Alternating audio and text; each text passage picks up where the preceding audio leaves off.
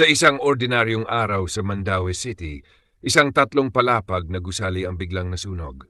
Ang apoy, kumakalat ng mabilis at ang takot ay ramdam sa bawat sulok.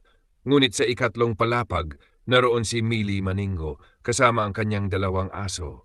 Sa halip na takbuhan para sa sarili, pinili niyang gawin ang hindi pangkaraniwan. Isa-isa niyang iniligtas ang kanyang mga aso. Itinapon niya sila sa mga taong handang saluhin sa ibaba.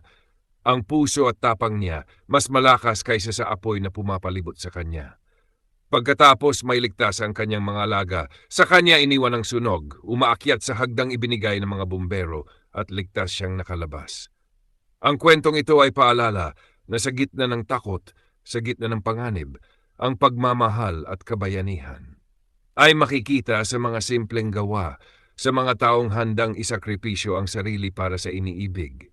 Siya ang tunay na bayani ng Mandaue City at ang kanyang tapang ay inspirasyon para sa ating lahat.